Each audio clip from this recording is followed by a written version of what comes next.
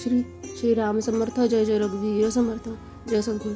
आज आपण बघणार आहोत श्रीवनाचे श्लोकमधील 51वा श्लोक. चला तर बघूया. मदे मत्सरे सांडिली स्वार्थ बुद्धी, प्रपंचीक नाही जयाते उपाधी, सदा बोलणे नम्र वाचा सुवाचा, जगी धन्य तो दास सर्वोत्तमाचा. समर्थांनी या श्रीमनाच्या श्लोकामध्ये मनाला काय उपदेश केला आहे की मध्ये मत्सरे सांडली स्वार्थ बुद्धी. तर आपण काय करतो, दररोजच्या आयुष्यात जगतो, पण जगताना काय तर याच्यामध्ये आपण जे काही बोलल्यानंतर आपण समोरच्या व्यक्तीच्या मनाला लागू नये हे आपल्याकडून कार्य घडलं पाहिजे. नंतर काय सांगतात, मध्ये मत्सरे सांडली स्वार्थ बुद्धी. आता आपण दररोजच्या आयुष्यात जे काही बोलतो, पण बोलताना समोरचं मन दुखावलं गेलं नाही पाहिजे, तर हे आपल्या सद्गुरू सांगतात. मग आपली बुद्धी, समर्थांनी इतकी सुंदर आपल्याला बुद्धी दिली आहे, उत्तमाचं आयुष्य दिलं आहे, तर मग आपण ते कोणाच्या सानिध्यात जगायचं, तर सद्गुरू स्वामींच्या सानिध्यात ते जगायचं. मग आपण जे काही कार्य करतोय तर ते कार्य करताना समर्थांनी काय सांगितलं आहे की ते स्वार्थ बुद्धीने करायचं नाही. आता ते तर कसं, तर आपण जे काही समर्थांकडे मागतो तर काय मागायचं हे पण बुद्धी देण्याची समर्थांनी आपल्याला बुद्धी द्यावी. म्हणजे काय झालं तर आपण स्वार्थानं मागतो का तर नाही. मग समर्थ काय सांगतात, मध्ये मत्सरे सांडली स्वार्थ बुद्धी. मग आपण काय केलं पाहिजे, जे काही बोलतो तर आपल्या बोलण्यातून कोणाचंही मन न दुखवता त्या व्यक्तीच्या मागे मदमत्सर हा केला नाही पाहिजे. मग काय सांगतात, मध्ये मत्सरे सांडली स्वार्थ बुद्धी. मग कोणाचं मत हे हल्लं पाहिजे का आपल्याविषयी, तर जरी हल्लं तरी ते चांगलं, समोरच्या व्यक्तीच्या मनात आपल्याविषयी चांगलंच तसा पाहिजे. मग आपलं काय सांगतात, मध्ये मत्सरे सांडली स्वार्थ बुद्धी. मग कुठलाही स्वार्थ न बघता आपण काय केलं पाहिजे, निष्काम श्री सेवा दास्य भक्ती. आपण काय म्हणतो, अखंड निष्काम श्री सेवा दास्य भक्ती का म्हणतो, कारण समर्थ सांगतात, काय सांगतात, अखंड म्हणजे ती खंडित झाली का तर नाही. मग तुमचं भले तुमचं शरीर कसाही असो, समर्थ काय सांगतात की शरीराच्या पलीकडे जाऊन तो आपला देह आहे काय करायला पाहिजे, तो चंदनासारखा झिजवायला पाहिजे. मग काय सांगतात समर्थ, मध्ये मत्सरे सांडली स्वार्थ बुद्धी. म्हणून चंदन उगाळलं की त्याचा सुवास एक दरवळतो.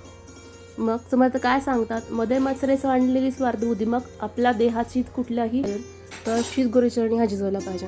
तर आता आयुष्यामध्ये काय होतं की प्रत्येकाच्या आयुष्यात असंही काही प्रसंग घडतात, काही गोष्टी अपंग असतात काही लोक. मग समर्थ त्यांना जवळ करत नाहीत का तर नाही, समर्थ त्यांनाही जवळ करतात. तर समर्थ काय सांगतात की समर्थ कोणाचंही शरीरही बघत नाही, तर समर्थ काय बघतात, समर्थ तुमचा मन बघतात. तर मग समर्थ काय सांगतात की जयाचा भावार्थ जैसा. समर्थ तुमचा भाव बघतात, ना तुमची धनसंपत्ती ना तुमचा पैसा. समर्थ काय बघतात, तर समर्थ ते बघतात ते फक्त आपलं भाव, शरीर बघत नाही. त्यानंतर काय सांगितलं आहे, प्रपंचीक नाही जयाते उपाधी. आता ते कसं, तर समर्थ काय सांगतात की प्रपंच करता करता आपण इतक्या डिग्री घेतो, कोण इंजिनियर होतं, कोण डॉक्टर होतं, पण त्यामध्ये काय झालं पाहिजे, तर ते आयुष्य आपण जगताना जगायचं नाही असं नाही, जगायचं. पण समर्थ काय सांगतात की ते आयुष्य जगताना त्या गोष्टीची आपली उपाधी नाही लागली पाहिजे. मग प्रपंचीक नाही जयाते उपाधी. नंतर काय सांगतात, सदा बोलणे नम्र वाचा सुवाचा. मग आपण दररोजच्या आयुष्यात जगतो, पण आपण बोलताना काय बोलायचं, तर नम्रतेनेच बोलायचं. प्रत्येकाला आपला भाव सहन होईल असं नाही. समर्थ आपल्याला इतकं सांभाळून घेतात, सगळ्या गोष्टी खूप छान शिकवतात.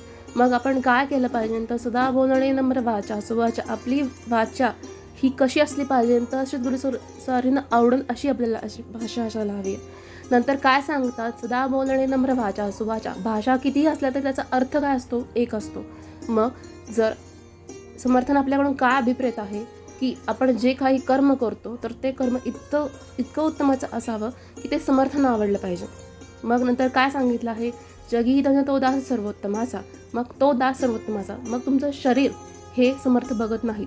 मग समर्थ काय सांगतात की तुझं कर्म कसं आहे, तर त्या कर्मावरून तुझी पारख केली जाते, तुझ्या शरीरावरून नाही. आपण म्हणतो की एखादा व्यक्ती अपंग आहे, एखाद्याला ऐकू येत नाही, एखाद्याचे विचार वेगळे समर्थ करतात, पण शरीर हे फक्त कार्यकारण दिलेलं आहे समर्थांनी. पण आयुष्य जगताना समर्थ काय बोलतात की मला तुझा भाव पाहिजे नाही, शरीर नाही.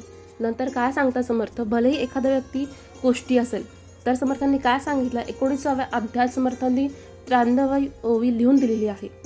आपण औदुंबराला 1,00,000 प्रदक्षिणा केल्या की त्यानंतर आपला देह पुन्हा नॉर्मलला येतो. सायंटिफिकली रिझन का, तर समर्थांनी सांगितलं आहे की आपला देह जर कुष्ठ असेल तर काय केलं पाहिजे, किंवा कुष्टी म्हणजे काय, तर लाकूड हे काय असतं तर वाळलेलं. मग आपल्याला त्याला काय पाहिजे, तर ओलावा पाहिजे. मग तो ओलावा देणार कोण आहे, तर ते श्री गुरुस्वारी. मग आपला देह कसा होतो तर उत्तमाचा होतो. मग आपण कुठल्याही व्यक्तीकडे बघताना कोणाचं अंतरंग दुखवता नाही गेलं पाहिजे, हे आपल्या लक्षात आलं पाहिजे. मग तो व्यक्ती अपंग असेल तर त्याला सांभाळून घेता आलं पाहिजे. समर्थ आपले किती अवगुण स्वीकारतात. समर्थ पहिल्या दिवशी ज्यावेळेस आपण हजेरीला गेलो त्यावेळेस विचारलं का की तुझे अवगुण किती केलेत, दाखव मला. नाही, समर्थ काय बोलतो, जसं आहे तसं मला ॲक्सेप्ट आहे, हे समर्थ सांगतात. नंतर काय सांगितलं, त्यानंतर 21व्या अध्यायात देखील 80वी जी ओवी आहे त्यामध्ये समर्थाने दिलेलं आहे. काय दिलेलं आहे की आपण जे मागू ते समर्थ आपल्याला देतात. समर्थ हे आपली कामधेनू आहेत. मग आपण जे मागू, पण काय मागायचं हे मागण्याची सद्बुद्धी ही सद्गुरू आपल्याला देतात, द्यावी असं आपण सद्गुरूचरणी निवेदन ठेवावं. तर हा होता आपल्या श्रीमनाचे श्लोकमधील 51वा श्लोक. तर उरले श्लोक आपण बघूयात पुढच्या भागात. तोपर्यंत जय जय रघुवीर समर्थ.